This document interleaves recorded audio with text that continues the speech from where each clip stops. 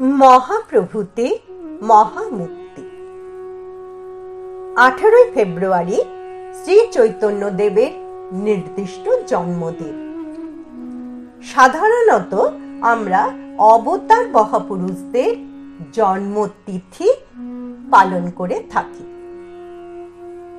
দোল পূর্ণিমার পুণ্যতিথিতে শ্রী চৈতন্যদেবের আবির্ভাব হয়।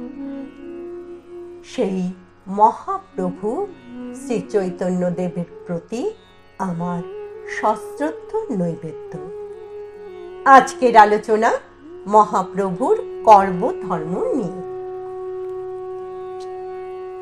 প্রাকাধুনিক সময় পর্বের ষোড়শ শতাব্দীতে বঙ্গবাসী যখন অহিন্দু শাসকদের কাছে দিনের পর দিন শাসিত ও শোষিত হয়ে চলেছে, তখন বাঙালি জাতিকে ঐশী বোধের অমোঘ স্পর্শ দিয়ে ঐক্যবদ্ধ করে এক নবজাগ্রত চেতনায় উজ্জীবিত করে তুলেছিলেন মহাপ্রভু শ্রী চৈতন্যদেব।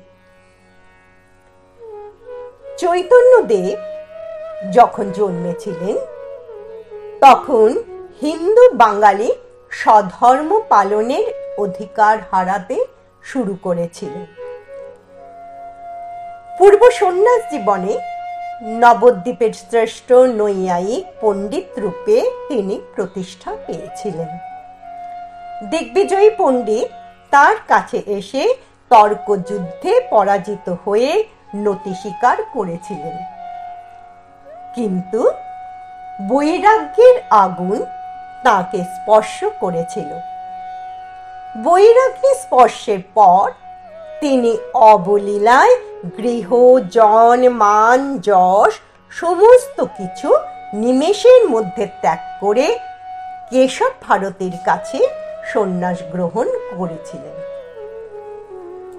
তার সন্ন্যাস নাম হয়েছিল শ্রীকৃষ্ণ চৈতন্য ভারতী। সন্ন্যাস গ্রহণের বহুদিন আগে থেকে চৈতন্যদেব বাঙালি সমাজের সার্বিক সংস্কার শুরু করেছিলেন।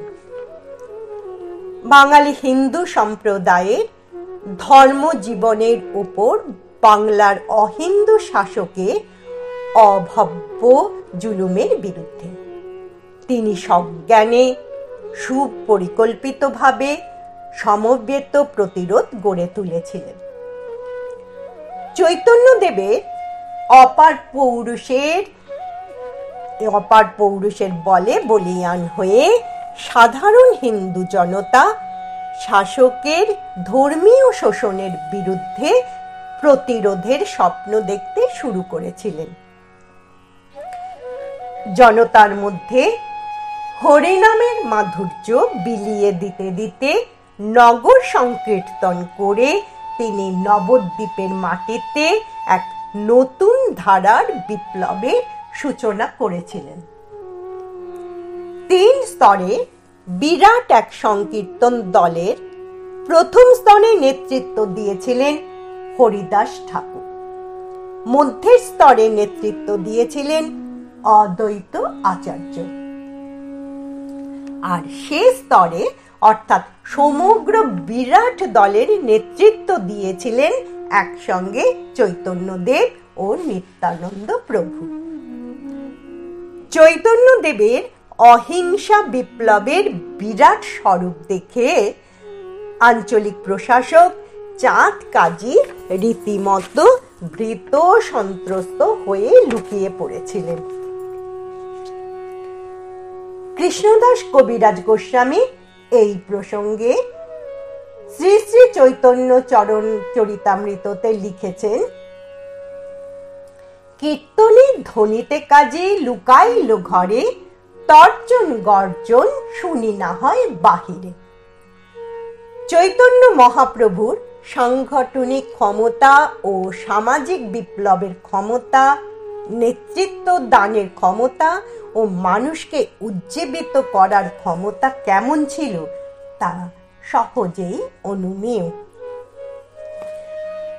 মহাপ্রভু চৈতন্যদেব যে উচ্চতায় অধিষ্ঠিত হয়েছিলেন তাতে চৈতন্যদেব চাইলেই তৎকালীন বঙ্গ সমাজে প্রচলিত লোকসংস্কার বা লোকাচার অতিক্রম করে সন্ন্যাসের পরেও নবদ্বীপে অবস্থান করতে পারতেন।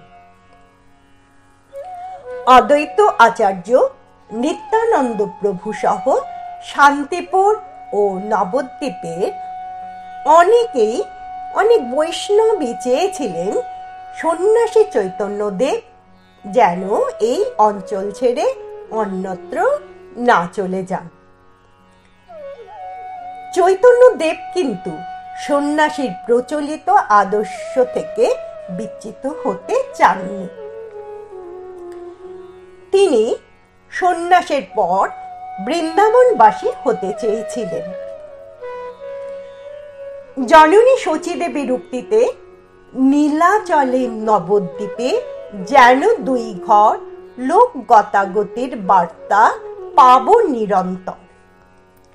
এই পরামর্শ মেনে স্বভূমি ত্যাগ করে তিনি শ্রীক্ষেত্রে স্থায়ীভাবে বসবাসের সিদ্ধান্ত নিয়েছিলেন। পুরীধামে পৌঁছেই প্রথমবার জগন্নাথ দর্শন করেই তিনি বাহ্য চেতনা হারিয়ে আত্মস্থ হয়ে পড়েছিলেন। এই সময় চৈতন্যদেব যেন জগন্নাথের মধ্যে আত্মদর্শন করেছিলেন। তাই শেষে বলা যায়, বাংলার গৌরবোজ্জ্বল নবজাগরণ এবং আধ্যাত্মিক সংস্কার আন্দোলনের অগ্রদূত শ্রী চৈতন্যদেব। তার কর্ম ধর্মকে কেন্দ্র করে দেশে বিদেশে সনাতন ধর্মের এই ভাব প্রবাহ চলেছে বিপুল গতিতে।